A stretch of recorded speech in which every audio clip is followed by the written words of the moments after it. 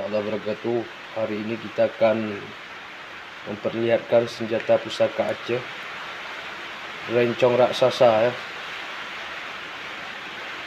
Inilah rencong raksasa buatan baru,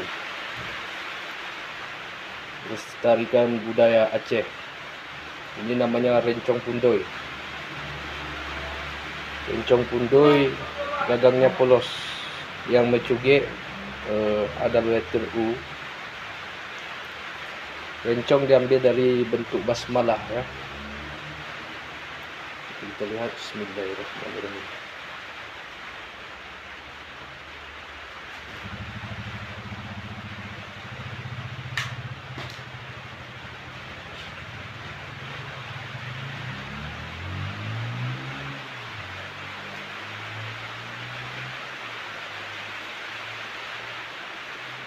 Untuk rencong Aceh.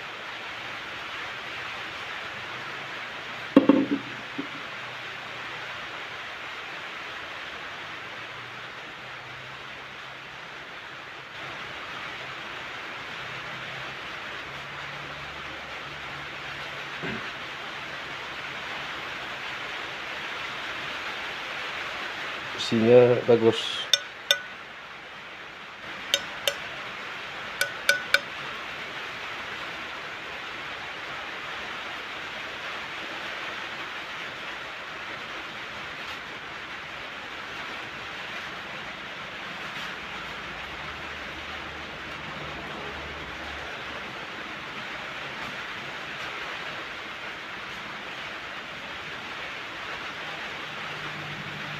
Ini semua sebagai dokumen pelestarian budaya untuk rencong Aceh, rencong pundoy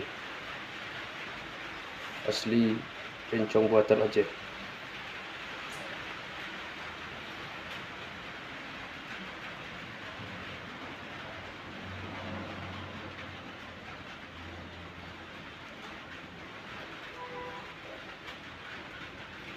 Ulu dari tanduk kerbau, besi dari besi pilihan, bisa untuk menebas,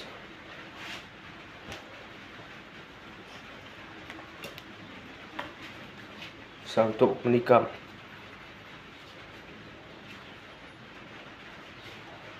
Rencong Aceh.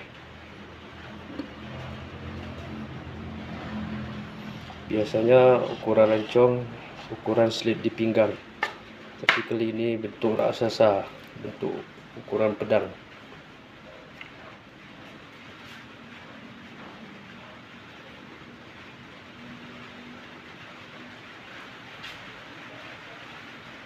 Marwah Aceh. Wabillahi taufiq wal hidayah. Assalamualaikum warahmatullahi wabarakatuh.